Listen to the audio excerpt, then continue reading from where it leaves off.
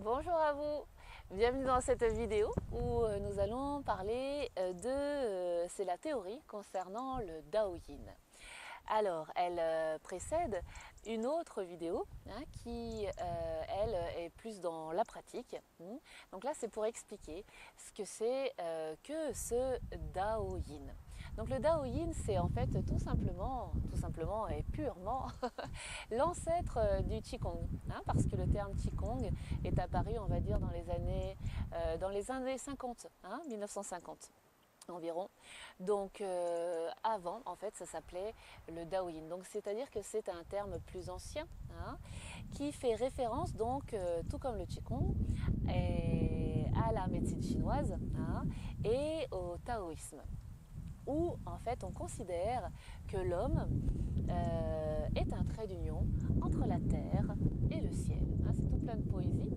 Il a des racines, il a des ailes, il a une couronne et il a 3 foyers essentiels d'énergie: le bas-ventre, le cœur et la tête. Ce qu'on appelle des dantiennes, dantiennes. Il y a plein de façons de dire. Moi, je les appelle les 3 lotus. On s'y retrouve, on voit bien. Donc bas-ventre, cœur, cage thoracique, et puis carrément à la place du cerveau. Voilà, toute une zone d'énergie. Bien. Alors, ce Dao Yin qui nous apprend à faire circuler l'énergie de manière avec des mouvements très très longs. Donc les mouvements sont très lents.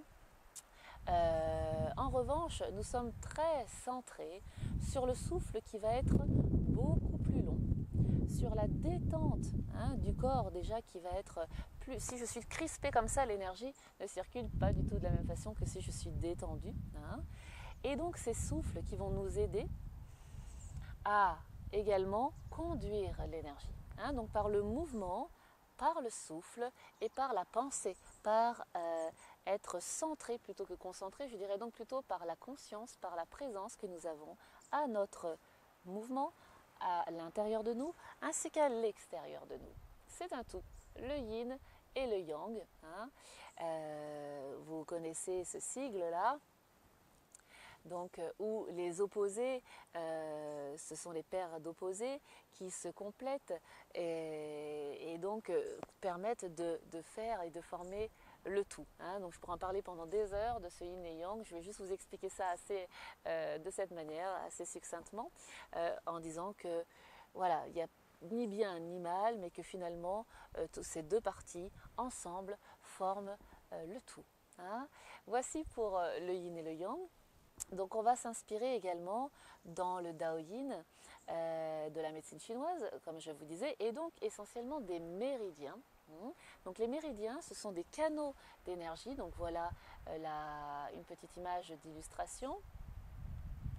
Donc il y a plein de lignes d'énergie dans le corps. Moi j'appelle ça un peu des rivières d'énergie, on peut appeler ça comme ça, où il y a des points. Vous connaissez tous, tout le monde a entendu parler des points d'acupuncture. Donc ces points, ces canaux ont des points et ce que j'appelle des écluses. On peut voir ça aussi comme des écluses. Ces écluses sont soit ouvertes correctement, soit trop fermées, ce qui fait qu'on a des excès. On a des excès, on a de l'énergie qui est en excès et qui s'accumule, ou alors elles sont trop ouvertes tout le temps et du coup il y a des fuites énergétiques. D'accord, donc là c'est tout ce qui est vide. Voilà, donc il y a la notion de vide et de plein. Donc ces points d'énergie et ces lignes d'énergie, ces méridiens et ces points sur les méridiens, eh bien dans les mouvements de Dao Yin, dans les respirations de Dao Yin, vont être stimulés et équilibrés surtout. Voilà. Qu'est-ce que j'avais à dire? Donc oui, le but de ce Dao Yin, c'est vraiment de retrouver notre nature profonde. Au-delà du mental, au-delà des émotions, au-delà du corps, se relier, voilà, ne faire plus qu'un avec ce qui nous entoure, avec la nature. La médecine chinoise de taoïsme est très analogiste. Elle parle par analogie. Nous sommes un trait d'union, par exemple, entre la terre et le ciel. Tandis que nos cultures occidentales, elles, sont plutôt analytiques. Elles analysent tout dans la tête. On est très concentré. Alors que dans ces pratiques, on ne va pas être concentré et tout mettre l'énergie et tout miser sur le mental, mais on va être plutôt centré. Hein, on va vraiment ressentir, poser notre conscience partout et intégrer. Ça va être intégratif plutôt que de séparer, que séparatif. Voilà, c'est une autre façon de voir les choses, pourquoi pas. Ce que j'avais à vous dire, donc excellent pour booster l'immunité, excellent pour faire circuler l'énergie, hein, à la fois la booster quand il y en a besoin et à la fois l'apaiser quand il y en a trop.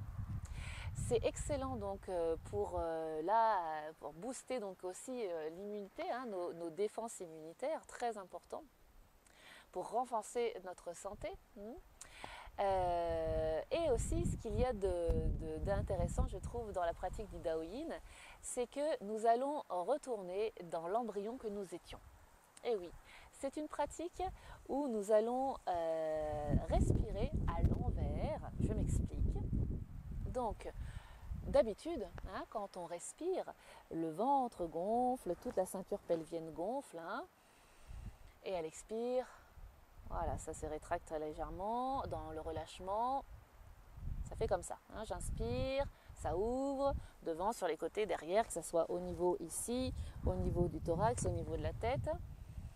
D'accord ? Alors qu'en Dao Yin, ce qui va se passer, c'est qu'on va respirer dans l'autre sens. On va faire la respiration inversée. Qu'est-ce que ça donne ? À l'inspire, le ventre rentre. Et à l'expire, le ventre se détend. À l'inspire, le ventre rentre et se détend. Pourquoi ? À l'inspire, le ventre rentre. En fait, je vous ai dit qu'on allait revenir dans ce qu'on appelle l'embryon taoïste, et on va retrouver la respiration embryonnaire, comme pour se réinitialiser. On repart à zéro. Alors à l'inspire, l'embryon, vous savez tous qu'il respire par le cordon ombilical, donc à l'inspire, le ventre rentre. À l'inspire, il inspire, il prend l'énergie de la maman par le cordon, donc le ventre rentre. Puis, également, en même temps, le périnée remonte. Parce que l'énergie de la terre va remonter, hein, pour aller tout diriger ici vers le bas-ventre. Et relâche. Je répète, à l'inspire, vous voyez, mon ventre rentre, mes épaules restent en bas, le périnée monte, et à l'expire, ça se dégonfle, ça se relâche. Ok ? Donc, on va respirer par le périnée, par le nombril, ce qui va provoquer derrière, dans le bas du dos, au niveau des lombaires, une ouverture des lombaires, une ouverture entre les lombaires, qui, vous le savez, entre la L2 et la L3, se trouve un point capital dans les pratiques, c'est Migmen, la porte de la destinée, la porte de la vie et de la mort, ici, là, dans nos lombaires. Donc, si vous pratiquez un petit peu, vous ressentez. C'est un excellent aussi mouvement pour le périnée, pour tout ce qui est au niveau soutien des organes, et ouvrir cette porte de la destinée, donc ce bas du dos, c'est lombaire, donc c'est excellent pour le dos également. Voilà. Donc avec cette respiration, donc soit je suis assise en tailleur, donc voilà, je respire par le périnée, par le ventre et finalement par aussi le bas du dos. Quand je suis debout ou assise sur un tabouret, j'ai mes pieds aussi posés à plat sur le sol, et donc je vais aussi capter l'énergie de la terre, hein, par, voilà, je vous montre là, par le point là qui se trouve sous le pied, c'est le 1 rein, c'est le numéro 1 du méridien des reins, et par ici, eh bien, on peut capter l'énergie de la terre. Si vous le massez peut-être aussi, c'est un peu douloureux, donc c'est normal. Hein, on a souvent du mal à avoir les pieds sur terre, à garder, à ne pas être à côté de nos pompes. Donc de masser ce point-là peut être très très bénéfique pour la pratique, pour notre pratique et pour nos reliés. Hein, avoir les pieds sur terre, comme on dit, ce qui n'empêche pas d'avoir la tête dans les étoiles. Donc on va inspirer par les pieds, par le périnée, par le nombril, par le dos. Ben, donc ça en fait des respirations bien sûr par les narines. Voilà, tout ça à l'inspire et à l'expire. Il y a souvent l'énergie, alors on a aussi ces deux points ici, les Laogong à l'intérieur des mains, hein, où on va capter les énergies du soleil et de la lune, ou envoyer l'énergie. Donc avec ces Laogong, on peut soit capter l'énergie, recevoir l'énergie, hein, qui rentre par les mains et qui remplit jusqu'au cœur, pourquoi pas, hein, voilà, les deux ensemble, hop là.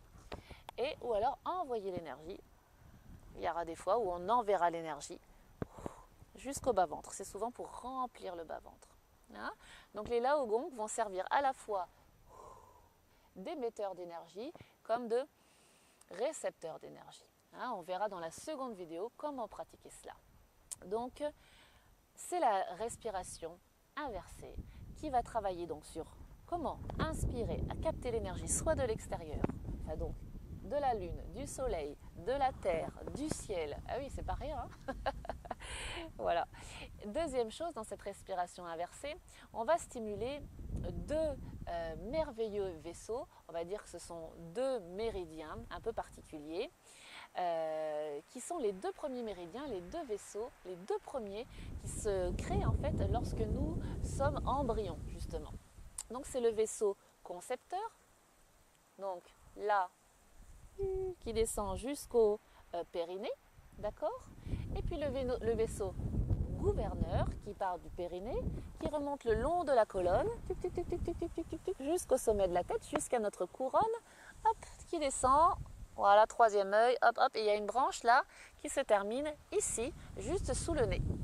Comme par hasard, ce sont des points hein, de réanimation, ces deux points-là. Voilà, hein, d'accord, on peut les faire dans les libérations émotionnelles, on peut aussi parfois tapoter, là en EFT par exemple, hein, il y a une vidéo là-dessus aussi.